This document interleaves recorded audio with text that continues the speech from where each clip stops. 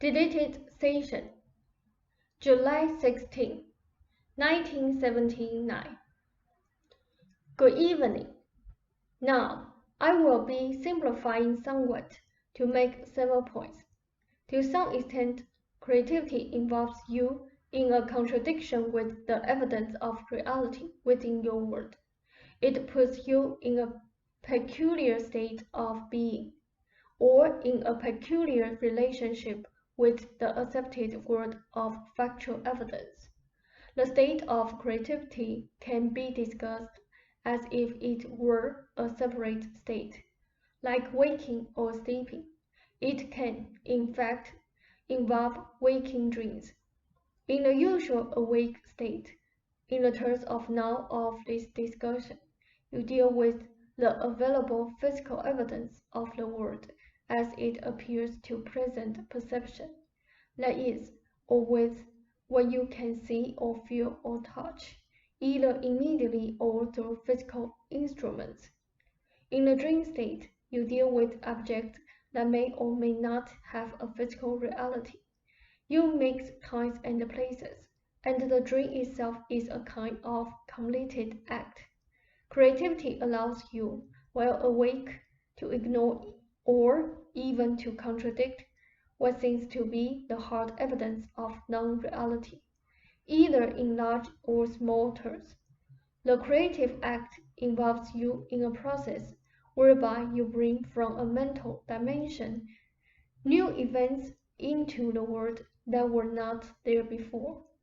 Some of this is so obvious that it escapes you, but since I want to connect it with other matters, I will discuss it rather thoroughly. Rupert may suddenly have an idea for a book. He wants to write. In physical terms, that book is not before his eyes. It has not been written. It has not been published. The evidence says physically that there is no such book. It is not a part of the world's physical evidence. The idea for the book may come from a dream, or in that state of creativity where dreams reach toward physical actualization. Now, Rupert could say, I cannot write that book, or wonder how many pages it might have, or think of the endless impediments that might prevent the book from being written. Instead, he simply ignores the physical evidence of the book's absence and creatively begins to write. To some degree, creativity always involves a denial of life's daily official evidence, for creativity deals with that which you are about to bring into being. You are quite aware of the absence which you intend to fill, period. This applies obviously in the case of inventions. Creativity involves productive change. In your painting, you are constantly involved with bringing some event into the world that was not there before. You fill the gap. You recognize the absence in the present of the physical painting you want to produce, and your creativity brings that painting into reality. With ideas, with our books, you deal, both of you, with such issues all the time. There is so much physical evidence in the world. It has been put together through the centuries, in your terms, in countless ways, bringing pictures of reality, each vivid, each contradicting the other to some extent. When man believed the world was flat, he used his thought processes in such a way that they had great difficulty in imagining any other kind of world,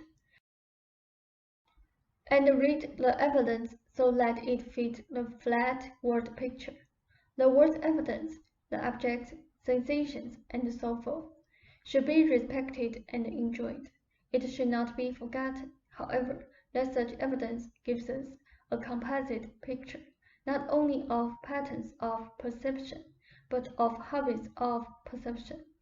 It will therefore be highly limiting for me to deliver our material in such a way that I emphasize those matters in which science might agree with my material.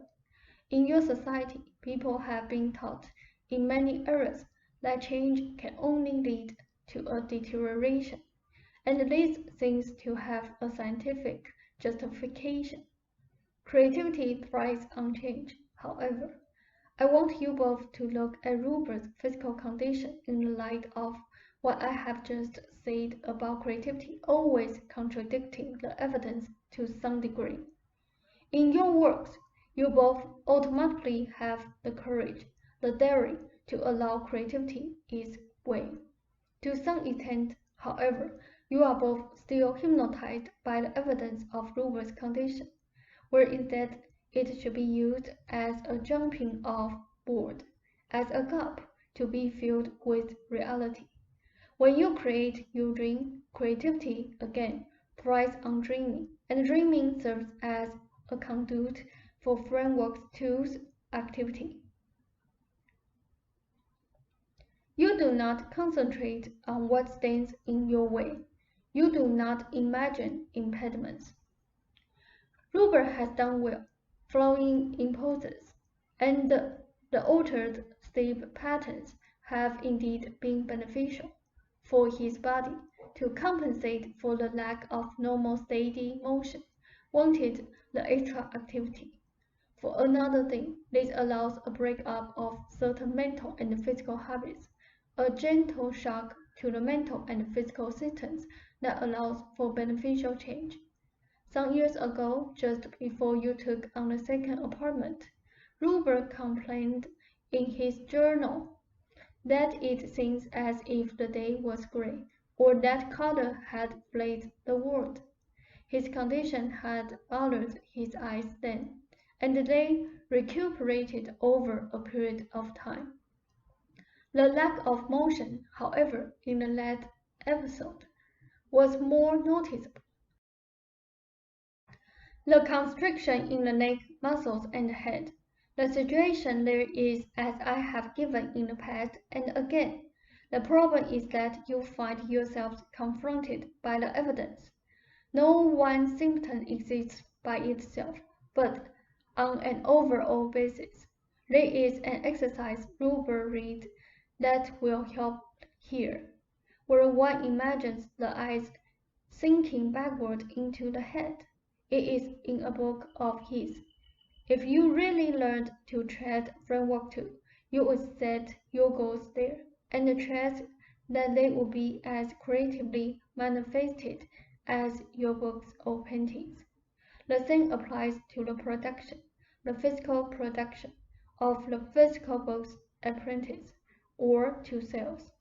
If you begin to think in terms of beautifully produced books without imagining impediments, then automatically the process will begin. You will be led to make proper suggestions, for example, ahead of time, or the creative process of someone in the art department will suddenly be stimulated to a new idea or whatever. You will ignore any evidence to the contrary, except that you would recognize a gap to be creatively filled. Do you have questions? Ralph said, I guess not.